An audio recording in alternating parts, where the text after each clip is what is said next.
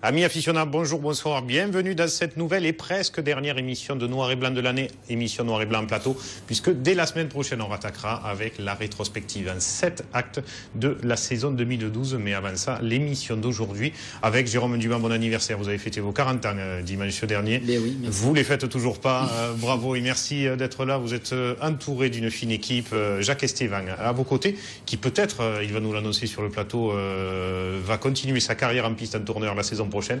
C'est une interrogation peut-être que vous avez, Jacques, vous nous direz ça puisque vous avez fait votre jubilé il y a quelques jours de cela, c'était dans les arènes de Montfrain.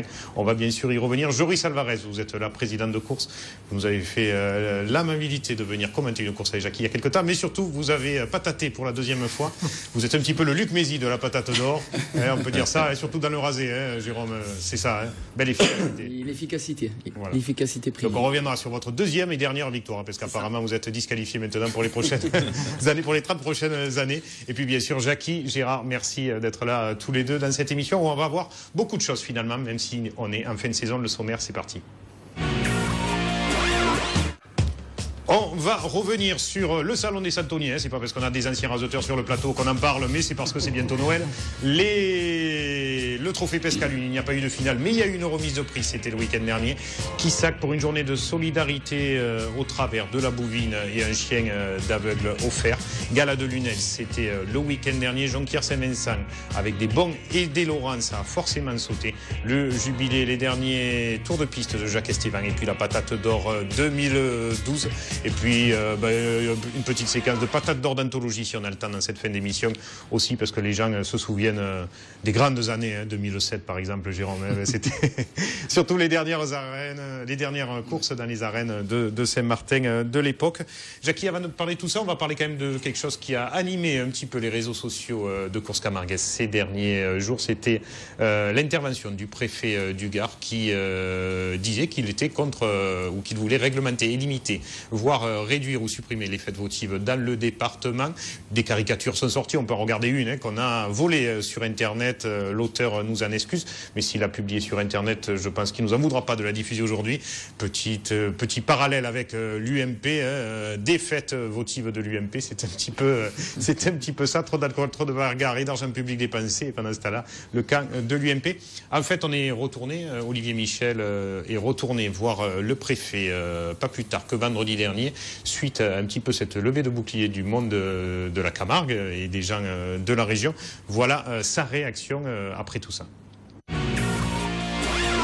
Alors, ou mes propos ont été hâtifs, ou alors ils ont été mal compris. Mon souhait n'est pas du tout de supprimer les fêtes votives ou d'inciter les maires à les supprimer, au contraire. Mon souhait, c'est de voir avec les maires comment on conserve aux fêtes votives le caractère de fêtes communales, apaisées, heureuses, chaleureuses, qui permet aux hommes et aux femmes d'avoir un moment de détente sur le territoire de la commune. C'est ça mon souci. Il y a des règles qui vont être variables suivant les communes. Dans certaines d'entre elles, peut-être faut-il diminuer le nombre de jours. Il y a des communes où les fêtes votives durent une semaine entière. Est-ce que ça n'est pas trop long? Et il y a des communes où il faut peut-être limiter la vente d'alcool à minuit ou 1 heure. Il y a peut-être des communes où les maires diront si j'interdis la vente d'alcool, ce sera très bien compris. Donc il faut que nous arrivions à trouver une voie moyenne de conciliation qui permet de garantir le maintien, la pérennité des fêtes votives. J'y suis comme les élus du département très attachés et la population. Il faut que nous maintenions les fêtes votives, il faut qu'elles conservent leur caractère familial chaleureux, et puis en même temps il faut que les forces de l'ordre soient, si possible, de moins en moins présentes et nécessaires pour pouvoir accomplir les missions qui leur sont demandées par ailleurs. Voilà, une réaction sur ses propres propos qui permet de clarifier un petit peu les choses, mais qui rassure pas tout à fait. Oui, parce qu'on sait qu'en fait que la course camarguaise c'est un peu lié à la fête. Donc si on supprime des fêtes, on va supprimer des courses de taureaux obligatoirement. Donc, Dieu merci, le préfet parle de fêtes votives qui durent 1 semaine. Il ne connaît pas certaines comme vous, Jérôme, que vous connaissez par cœur, qui durent parfois 15 jours, voire 3 semaines. Je vois pas ce que tu veux dire, Patrick. C'est vrai. Vous avez oublié, c'est ça, Alzheimer précoce. Non, mais c'est vrai qu'en plus, maintenant, il y a des fêtes et en plus, il y a des revivres. Hein. Donc, c'est vrai que ça arrive, que ça dure 3 semaines. Surtout le revivre. Surtout.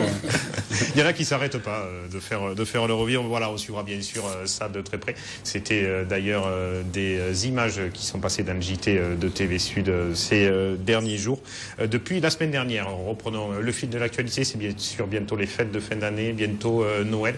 Et Arles et le pays d'Arles mettent en avant, comme d'habitude, les Santons avec le salon des Santonniers en images et au montage à Lemberisi. Nous en sommes au 55e salon, ce qui fait pas mal, et c'est surtout un salon qui a gardé sa fidélité au principe de base, à savoir une rencontre artistique intéressante, un véritable échange entre les Provençaux, qui sont les maîtres de cet art populaire particulièrement répandu ici et qui est emblématique maintenant pour toute la Provence, évidemment, et donc les Santons finalement sont les gardiens de cette époque sacrée. Les nouveautés, c'est qu'on a fait travailler les gens sur le thème du gardien et qu'ils ont joué le jeu et non pas le gardien qu'on voit habituellement dans les boutiques de Santonniers, c'est-à-dire le gardien avec son arlésienne à côté. Parce que c'est là comme ça, quoi, voilà, ou derrière en groupe. Là, c'est le travail du gardien et les gardiens professionnels et amateurs qui étaient là étaient très étonnés qu'ils soient enfin véritablement représentés, véritablement considérés et pas uniquement dans l'aspect. Nous avons la grande crèche de Jean-Marie Fontani que nous avons commandée. Nous avons la grande Camargue faite par l'artiste d'Aubagne mais aussi breton qui s'appelle Gilbert Julien qui est un grand peintre.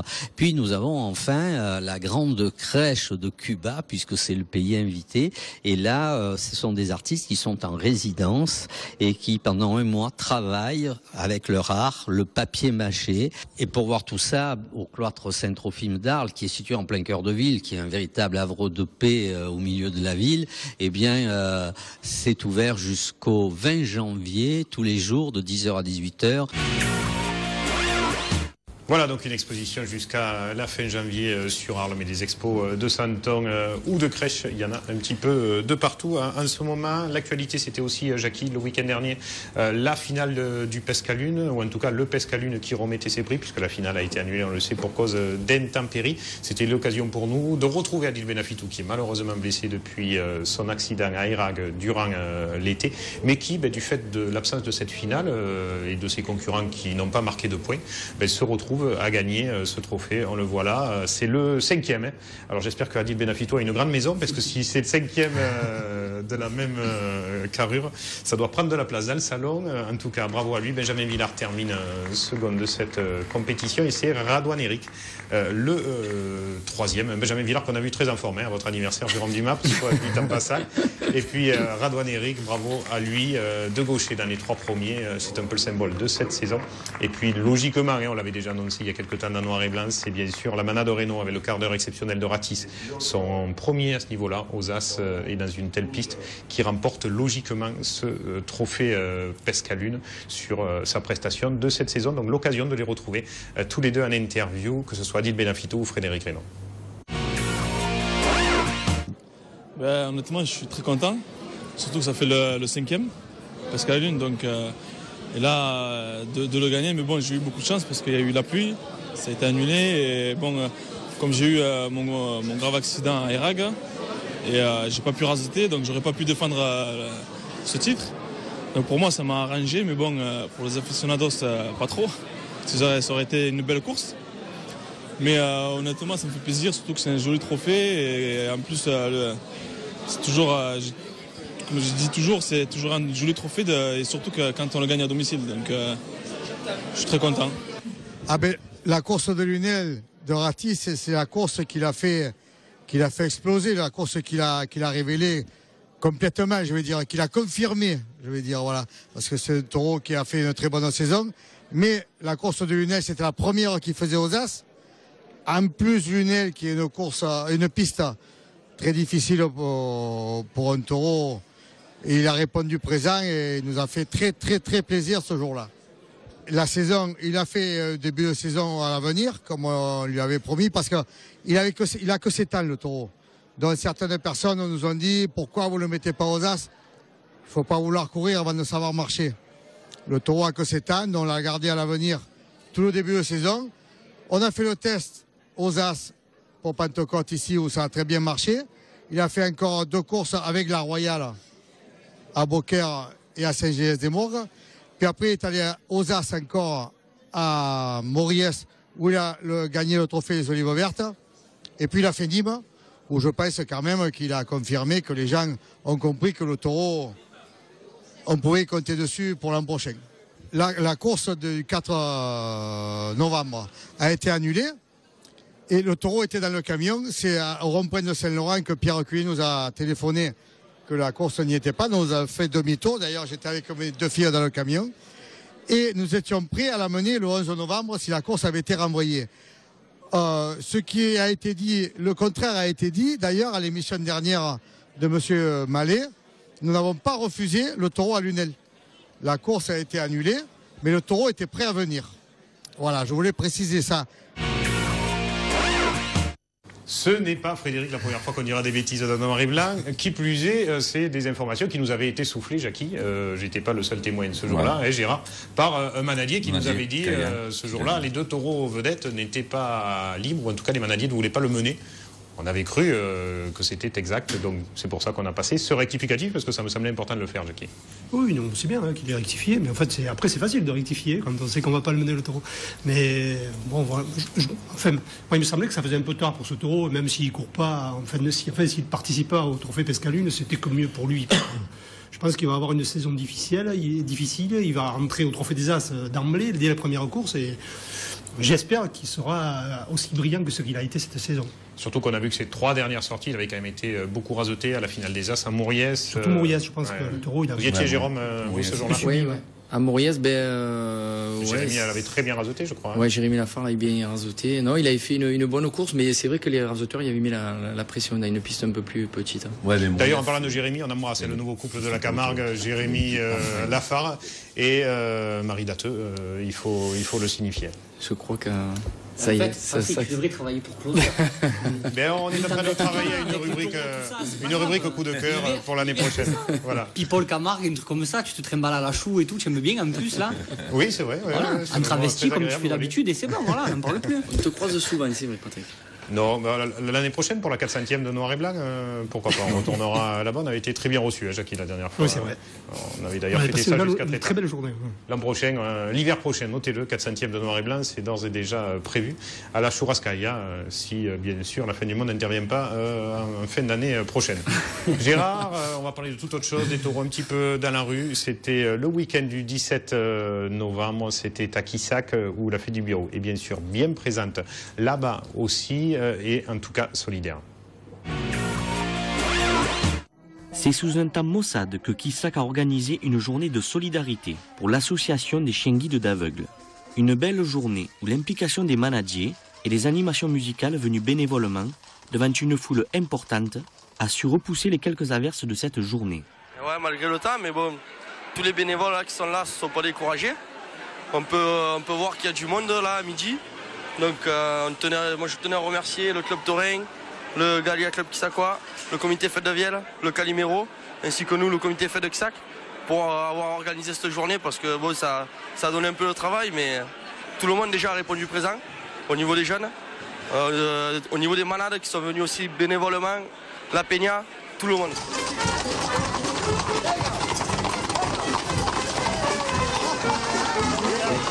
C'est une personne qui s'accroît, donc il y a eu un problème et qui nécessite pour se promener, pour s'occuper, pour profiter de toutes les personnes, d'avoir un chien d'aveugle. Ce qui coûte extrêmement cher.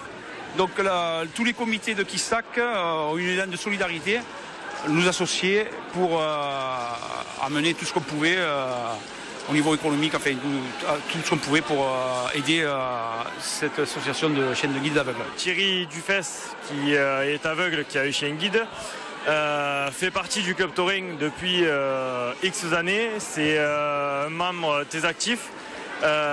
Il s'occupe de tout ce qui est taureau, boisson au niveau du club Taurin. Après, il fait toutes les fêtes de village de Quissac, il les fait toutes. Donc c'est pour ça que tous les comités, on s'est mis ensemble pour pour l'association des chiens guides aveugles parce qu'on a trouvé que c'était la moindre des choses à en faire vers lui. Alors, notre association, elle a pour mission d'éduquer des chiens guides d'aveugles. Et la journée a été montée donc par toutes les personnes que vous avez rencontrées avant, le comité des fêtes de Quissac, enfin toutes les associations de Quissac. Nous faisons un appel aux dons parce que le chien guide, il remet gratuitement à la personne, mais quand même, il revient à 15 000 €. Ce qui représente uniquement l'éducation, c'est-à-dire le salaire de son éducateur pendant 6 mois, charge comprise. Parce qu'il faut dire que cette association ne bénéficie d'aucune aide de l'État, et donc elle ne vit que de dons et de legs. Une belle affluence et un public solidaire qui a permis de récolter 10 500 € de dons pour l'association a perduré l'année prochaine pour cette noble cause. Bravo à Romain pour ce joli reportage et bravo à l'association ainsi qu'au comité des fêtes de Quissac. Merci aussi à Mathieu Arnaud et Noël Daniel pour les images et les interviews de Lunel. On va en revenir à la dernière course de cette saison, hein, hormis la patate d'or, vous m'excuserez Joris pour ça, ou bien le jugulier de Jacques puisqu'il a été décalé.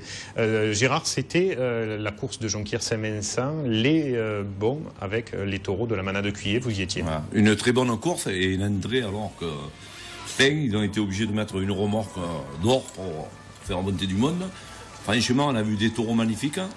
Bon, manquait un peu d'hommes en piste. C'est la fin de la saison. Et on le voit, Capella dans ses arènes pleines. Et des taureaux, est-ce qu'il y a les futurs bons taureaux de Jacques Bon? Moi, je pense que Jacques Bon a des bons éléments. Et Cuillé, surtout Cuillé. Cuillé a des taureaux magnifiques qui sautaient après l'homme, méchanceté. C'était que des entiers, non, les taureaux? Ouais, pratiquement que des entiers. Et bon, il manquait une paire d'hommes de plus. Ils ont fait ce qu'ils ont pu, parce que c'est pas évident. Mais on a vu une bonne petite course, hein, et les arènes comme là. Là, je crois que c'est le premier qui a été pour moi le plus facile. Jérôme, vous y étiez, hein, ouais, comme dit Gérard, des taureaux. Des taureaux intéressants. C'est vrai que les cuillers des bonnes dispositions, les bons avec du sang comme on les connaît. Mais je pense des taureaux qui devraient faire parler d'eux dans le futur. Ouais, qualité. Taureau de qualité, on a vu des taureaux. Qui c'est là qui a pris le taureau C'est Fabien Grammatico. Fabien Grammatico. D'accord. Ça risque pas d'être vous, hein. Il paraît que vous tenez un peu trop loin des taureaux d'ailleurs, Jérôme. Je suis prudent. Et on vous observera un peu mieux l'an prochain, on va s'occuper de vous puisqu'on vous verra très souvent, puisque vous montez aux As avec Jérémy. Ben oui, là j'ai mon agent qui est en train de discuter dans les négociations. Vous auriez dû le faire signer samedi après J'aurais dû en profiter, ouais. Ouais. Mais... Comme maintenant qui fréquente, ça va être peut-être plus compliqué, il va falloir qu'on maigre de personnes. Et à noter que la phare est sortie au 3e, là, je crois, il s'est claqué. Oui, il s'est claqué. On ne sait pas si c'est les restes des glaçons de la patate d'or. Voilà, il y a des mauvaises langues qui disent que la 3e mi-temps était terrible et... Mais... Ça, c'est la 3e ou la 4e? Des bons taureaux, franchement, d'abord les jeunes sont sortis en chaîne. Et puis une très grosse entrée, vraiment, on le disait tout à l'heure, là, mais grosse affluence, bon, c'était la dernière course de la saison. Comme quoi, même que c'est tard, hein, les gens aiment les taureaux. Hein, parce qu'il faisait pas chaud. Il faisait pas chaud, ouais, sur les gradés, et puis les gens sont venus. Les gens sont déplacés. Il manquait juste peut-être un ou deux raseteurs d'envergure supérieure pour tirer peut-être le meilleur de ces taureaux-là. Hein. Tout à fait. Alors forcément, hein, ce sont des taureaux jeunes, 800, c'est-à-dire qu'ils sont nés en 2008.